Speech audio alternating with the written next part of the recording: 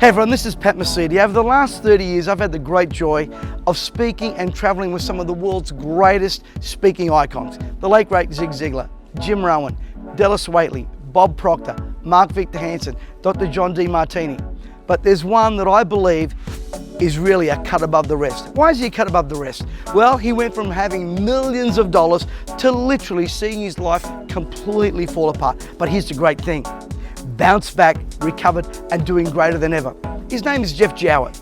Mate, the best horse ever. I tell you what, they don't come any better than this, mate. Yeah, horses. Well, but yeah, let's talk about it. Jeffy's life. Jeff's life, highs and lows. Jeff, what brings you here, mate? I mean, what? Well, mate. I mean, body trim to this.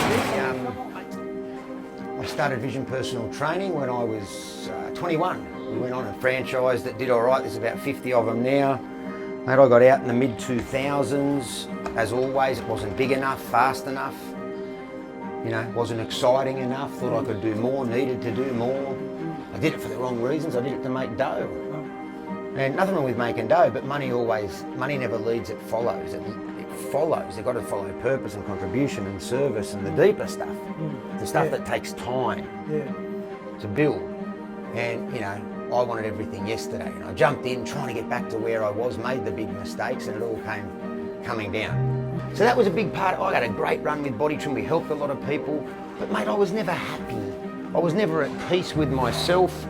I never really enjoyed my life, and I didn't really know, I guess, what made me tick, if that makes sense. It was always a life of what else can I do, and where can I go, and who do I need to be? And I didn't really have an identity other than my business or my car or my status or my stuff. Pretty shallow, wasn't it? It was very shallow.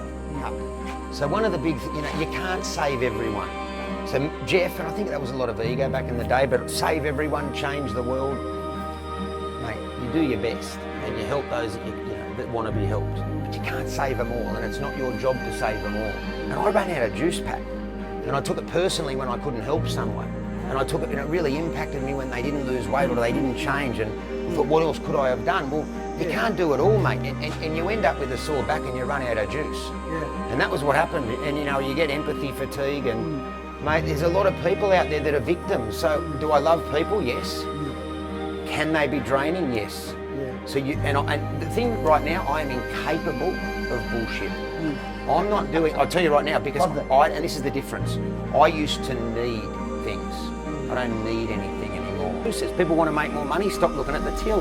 Start living in process. Want to sell more houses, make more calls, stay in process, lose more weight, eat better food, but make better choices. Look, that is process. You want to get better at horse riding, stop looking at the jump and stop thinking about the achievement and focus on process, golf process. Where do people go wrong at golf? They add up the score before they're finished. Want to be 5 years from now. Why is that important to you? And you've got to attach pain to the thing that's holding you back. If you're on the piss every night and it's a problem, you've got to understand that being an alcoholic and dying from that 10 years from now is shit.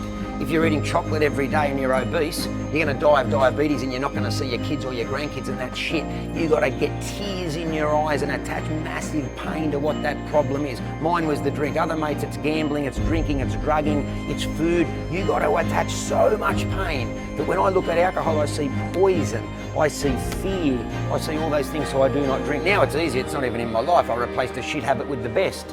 How is a drink anything compared to this beautiful girl? How is that possible? Look at her, isn't it? And when you do this a couple of years down the track, you get all this magic in your life. And that's what I want for people, because it's possible. You've got to get out of those bad habits, you've got to find new good habits and raise your standards. It's not freaking motivation, it's standards. Raise your personal standards. Like, what do you accept in your life? Everyone goes, oh, I want to have the best life, but your standards are shit. Your standards are shit. You sleep in, you eat shit, and you drink piss. How can you have a good life when you hang out with negative, victim, toxic people? Your life cannot work. You must change. You've got to be the change. If you do that, I promise you can have anything you want. I look at my life today and I'm happy. And I'm these wonderful people down here I consider friends, and you know, they're beautiful people. There's no, like, my life's great. My life was never great. I was fucking depressed the whole time. The flash cars, everything. Mate, it was everything. The life looked amazing. It was Wolf of Wall Street. It was a disgrace. I was never happy. Now, I'm happy 99% of the time. Transform. Mate, but you gotta get back to the basic stuff. Like, Jeff, I want to say this. Tell me. You just asked a question. I saw Candy Kiss you, and you said, "Can it get any better than this?" Come here, brother. oh, here he is. I don't think that's any better. I think that's worse. I think the answer to that's no. That was horrendous. God bless you guys. Stay tuned. Yeah. Press like, connect with us, and there's more great interviews to come. The Geoff Jowett story. What a story of redemption and transformation. A man who lives his talk.